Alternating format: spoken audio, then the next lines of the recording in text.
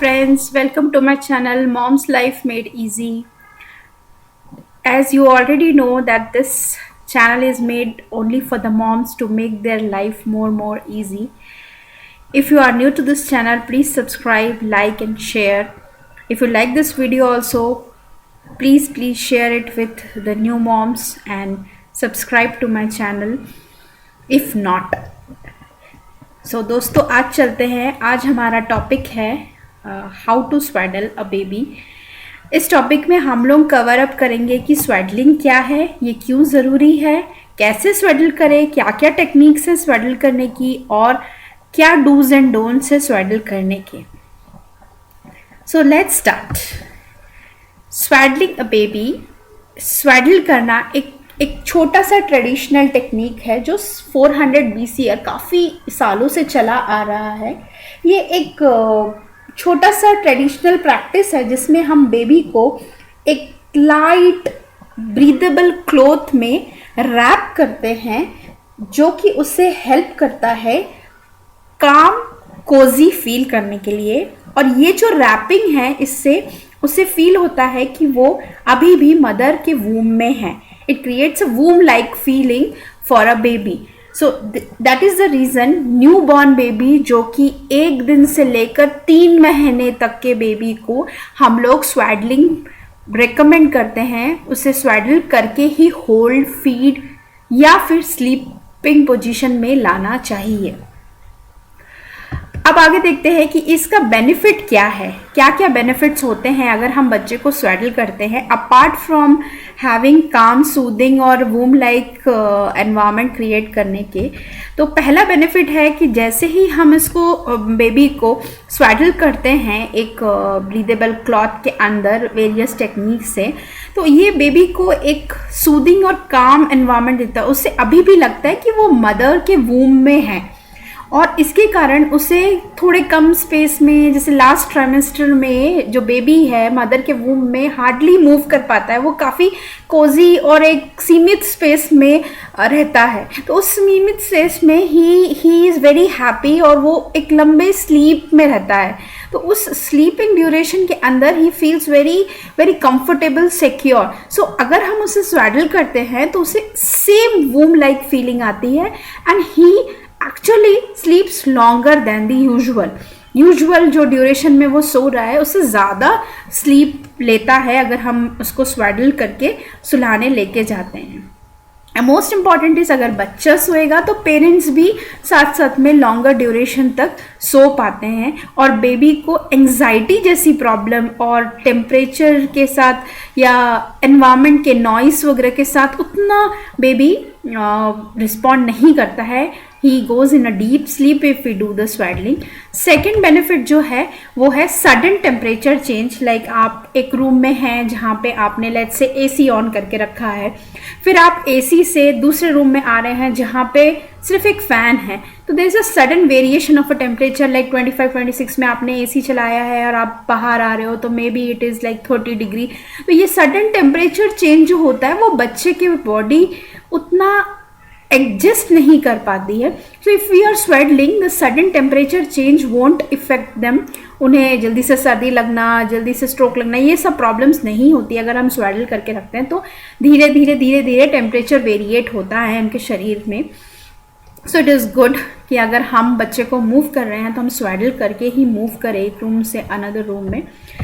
Next benefit है कि एक तरीके से जो बेबीज़ जिनको कॉलिक इश्यूज़ बहुत ज़्यादा होते हैं, कॉलिक इश्यूज़ मतलब स्टमक से रिलेटेड इश्यूज़ लाइक गैस होना, इंडाइजेशन होना या स्टमक में पेन होना, ये वेरी कॉमन प्रॉब्लम होता है न्यूबॉर्न्स में. ये कॉलिक इश्यूज़ में ये एक थेराप्टिकल इफेक्ट देता है.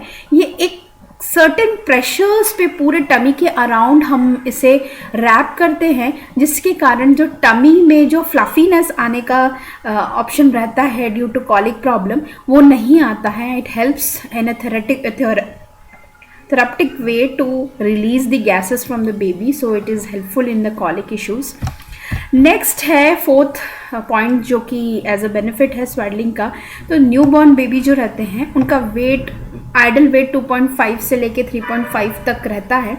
तो इस वेट को जब आप इनिशियल में होता है बेबी तो half of the weight is down, वो चला जाता है, फिर धीरे धीरे वेट गेन होना स्टार्ट करता है। तो जब वेट गेन होना स्टार्ट होता है तब मस्ट होता है कि वो अपने हाथ पैर ये सब अगर बार बार मूव करते हैं तो उससे एनर्जी उनका चला जाता है। दे आर वेरी स्मॉल, उनके पास बहुत कम एनर्जी बचता है, तो lot of energy is wasted.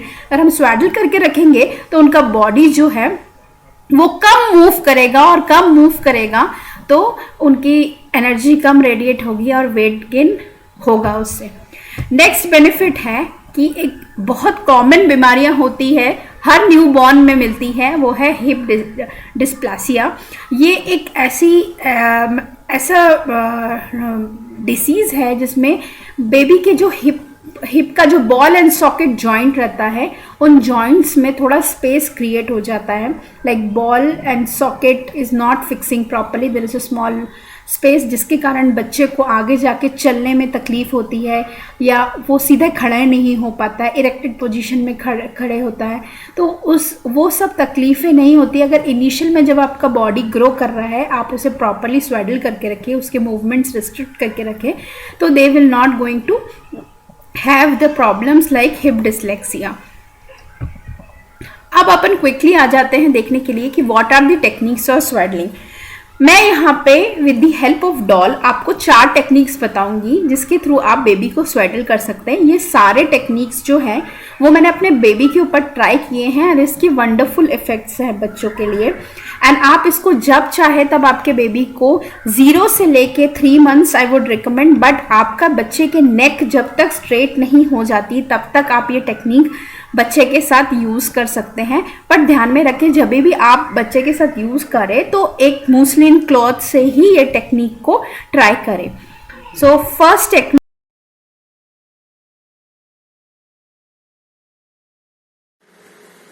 ये है मूसलिन क्लॉथ कॉटन का। मैंने अमेज़ॉन में लव लैब्स कंपनी का ऑर्डर किया है। ये क्लॉथ प्योर कॉटन का होता है, इसके चारों साइड्स में टर्न करके स्टिच किया होता है। तो इस तरीके से आप इसे स्प्रेड कर लीजिए। स्प्रेड करके आप एक कोई भी सिरा लेकर उसे इस तरीके से ट्रायंगल में कन्वर्ट कीजिए। प्रेफरेबली अगर आपका बेबी थोड़ा हेल्दी है तो ये ट्रायंगल आप छोटा बना सकते हैं। अगर baby is not very healthy you can put it half triangle, और फिर आप बेबी को इस तरीके से रखिए। ये टर्न उसके कंधे तक आना चाहिए। उसके बाद आप एक साइड्स को ऐसे टर्न करके इस तरीके से बेबी के बैक साइड में ऐसे फोल्ड करके पीछे कर लीजिए इस तरीके से। ओके, मेक श्योर कि कोई भी सिलवटे इसमें ना आए क्योंकि वो फिर बेबी को अनकंफर्टेबल लगता है। दूसरा साइड फिर आप ऐसे लीजिए, हाथ को नीचे करके ये साइड को इस तरीके से टर्न करके ये इस तरीके से फोल्ड कर लीजिए। बच्चे को ज्यादा उठाइए नहीं, बट एक साइड से टर्न करके रखिए। जो नीचे का पार्ट आया है उसे जस्ट इस तरीके से आप बच्चे के नीचे फोल्ड करके एक साइड पे कर दें। आइदर इस साइड में कीजिए या इस साइड में कीजिए। इस तरीके से आप बच्चे को स्वेडल कीजिए ताकि उसके पास एम्पल अमाउंट ऑफ स्पेस रहे पैर मूव करने के लिए और अंदर ही अंदर खेलने के लिए, जो कि एक वूम लाइक एनवायरनमेंट प्रोवाइड करता है। 2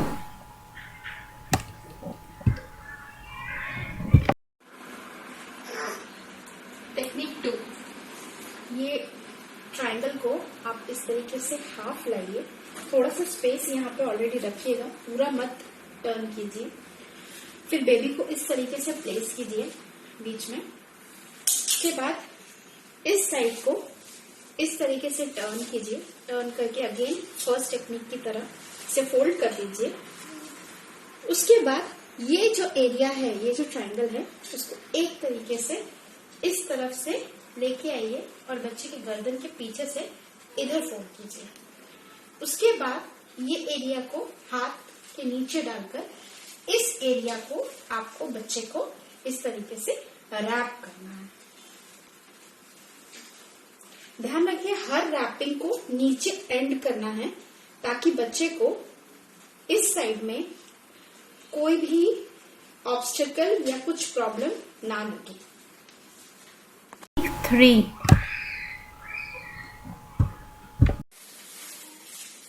टेक्निक 3, अगेन इसको एक ट्रायंगल लीजिए, थोड़ा सा स्पेस रखिए। रखने के बाद बेबी को अगेन सेंटर में डालने के पहले जस्ट 1 बिलो द सेंटर यहाँ रखिए, ताकि हम बेबी को पूरी तरीके से उसका हेड भी रैप कर पाए। तो इन दैट केस आप एक साइड पहले लीजिए, हेड पे ईयर्स तक लेके आके फोल्ड कीजिए। फोल्ड करने के बाद इसको इस तरीके से ट्रायंगल में फोल्ड करके पैरों के पास टर्न कीजिए। नेक्स्ट अगेन इसे लेके आइए, ये जो आपका टेक्निक है इसको ईयर्स तक लेके आइए और उसके बाद अगेन फोल्ड कीजिए। फोल्ड करके इसको इस तरीके से टर्न कीजिए। टर्न करके लेग्स के पास डालकर ये जो एरिया है इसको आप एक नॉट बांध दीजिए। इससे बेबी का ईयर्स प्रोटेक्टेड रहेंगे, प्लस लेग्स एक कोजी एनवायरनमेंट में फिट रहेंगे। 4 टेक्निक 4। अब इसी रेक्टेंगल क्लॉथ को एक साइड से आप इस तरीके से टर्न कर लीजिए, ताकि मैक्सिमम भाग नीचे रहे। ये इस तरीके से नीचे रहे। अब बेबी को थोड़ा सा राइट साइड में डालिए। डालकर ये साइड का छोटा ट्रायंगल आप फोल्ड कर दीजिए बेबी को। नेक्स्ट वाला जो ट्रायंगल है उसको हाथ इस तरीके से कर आप ऐसे फोल्ड कीजिए। फोल्ड करने के बाद आप देखेंगे कि यहाँ पे ट्रायंगल लाइक स्ट्रक्चर बन गया है। मेरा क्लॉथ रेक्टेंगल काफी ज्यादा है, इसलिए तो ट्रायंगल प्रॉपर्ली विजिबल नहीं है, बट इस तरीके का ट्रायंगल आएगा। जब इस तरीके का ट्रायंगल का आप इसे फोल्ड कीजिए और बेबी के नेक के पास लेके जाकर ये दोनों साइड को इस तरीके से टर्न करके इसे फोल्ड करके आप इस तरीके से बच्चे को रख सकते हैं। ये है ट्रायंगल टेक्निक। दोस्तों, जो मैं आपसे शेयर करना चाहती हूँ, एक बहुत इम्पॉर्टेंट चीज़ जो मैं इस वीडियो को ख़त्म करने से पहले आपको स्वेडलिंग के बारे में बता देना चाहूँगी, वो है कि कुछ पॉइंट्स हैं जो आपको ध्यान में रखने हैं जब भी आप बच्चों को स्वेडल करते हैं। कभी भी बच्चों को बहुत ज़्यादा टाइटली स्वेडल ना करें। उन्हें थोड़ा हाथ के पास, थोड़ा कमर के पास, थोड़ा पैर के पास स्पेसेस देके स्वेडल करें, ताकि वो अनकंफर्टेबल ना फील करें। हमारा टेक्निक सिर्फ इसलिए है कि वो लोग सूदिंग इफेक्ट लाने के लिए, it should not be uncomfortable. So ये ध्यान में रखिएगा। दूसरा है कि नेक के पोर्शन को बिल्कुल भी स्वेडल ना करें, उसे नेक और फेस को बिल्कुल छोड़ दें। उन्हें ब्रीथ करने के लिए और मूव करने के लिए बिल्कुल दें वो एरियाज। उसके बाद थर्ड पॉइंट है कि आप स्वेडलिंग बच्चे की तब तक करें जब तक कि बच्चा का नेक स्ट्रेट ना हो जाए और बच्चा रोलिंग ओवर ना स्टार्ट कर दे। जैसे ही बच्चा रोलिंग ओवर स्टार्ट करे, आप प्लीज़ स्वेडलिंग बंद कर दे, क्योंकि तब ऐसी पोजीशन होती है कि बच्चे रोल करके अप फ्रंट होना चाहते हैं, नेक स्ट्रेट करना चाहते हैं, और क्योंकि ये स्वेडलिंग उन्हें रेस्ट्रिक्ट करेगा तो मे भी हो सकता है कि वो बिस्तर से गिर जाए या फिर वो वापस पोजीशन में ना आ पाए, उन्हें चेस्ट में काफ़ी अनकंफर्टेबल लगे। सो जैसे ही बच्चा थोड़ा बहुत रोलिंग ओवर स्टार्ट करे तो आप प्लीज़ स्वेडलिंग बंद कर दे। उन्हें ज़रूरत नहीं रहती है तब तक स्वेडल करने की, तब तक वो हैबिचुएटेड हो जाते हैं टेम्परेचर से। नेक्स्ट है कि आप स्वेडल न्यू बॉर्न को होल डे ना करें। सिर्फ फीडिंग टाइम, स्लीपिंग टाइम, या कोई गेस्ट आए हैं जो उसे होल्ड करना चाह रहे हैं, काफ़ी डेलिकेट सा, और लोग हैबिचुएटेड नहीं है, बच्चा बहुत डेलिकेटेड है, आप उसको देना चाहते हैं तो आप स्वेडल करके उन्हें हाथ में दें। सिर्फ ये 3-4 पॉइंट में ही आप स्वेडल करें। पूरा टाइम बच्चे को स्वेडल ना करें। उसे थोड़ा बहुत हाथ मूव करना या पैर मूव करने के लिए उतनी आज़ादी तो आपको देनी चाहिए बच्चे को।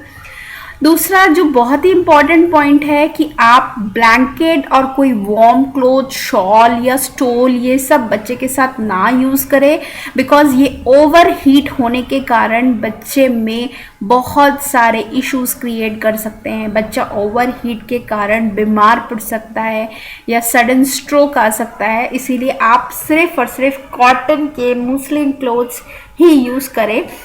ये सारे क्लोथ्स के लिंक्स अमेज़न के मैंने आपको प्रोवाइड किए हैं डिस्क्रिप्शन में। प्लीज़ प्लीज़ उनको चेक करें और उसी टाइप के, उसी टेक्सचर के स्वाडलिंग क्लोथ्स ही ऑर्डर करें बच्चे के लिए, और कोई भी चीज़ से ये चीज़ ट्राई ना करें। इसके बाद हम आ जाते हैं हमारे एंड ऑफ दिस वीडियो।